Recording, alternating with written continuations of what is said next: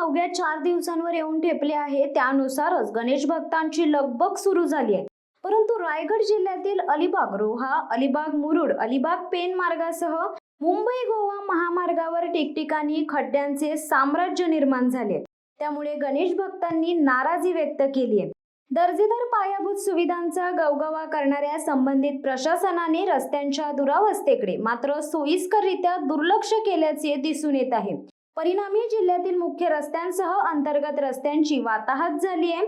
त्यामुळे यंदाही बाप्पाचे आगमन खड्ड्यातूनच होणार असल्याने नागरिक हैराण झालेत. मुंबई गोवा महामार्गावरील चौपदीकरणाचे काम गेल्या अनेक वर्षांपासून संथगतीने सुरू आहे. शासनाकडून अनेक वेळा आश्वासने दिली जात आहेत, परंतु प्रत्यक्षात ठोस अंमलबजावणी होत नसल्याचे चित्र आहे.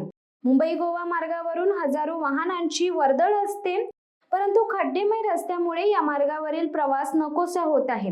राष्ट्रीय महामार्ग विभागाच्या दुर्लक्षपणामुळे प्रवाशांना तसेच वाहन चालकांना प्रचंड मनस्ताप होत आहे.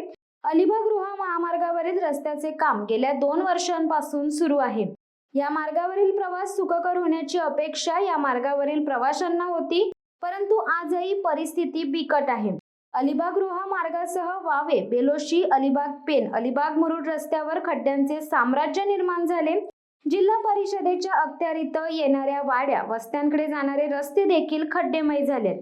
दरवर्षी या रस्त्यांचे खड्डे बुजवण्यासाठी लाखो रुपये खर्च केले जातात, मात्र परिस्थितीत काहीच बदल दिसून येत नाही. यावर्षी बाप्पाचे आगमन चांगल्या रस्त्यातून होण्याची अपेक्षा रायगडकरांना होती, परंतु ही अपेक्षा आता फोल ठरली आहे.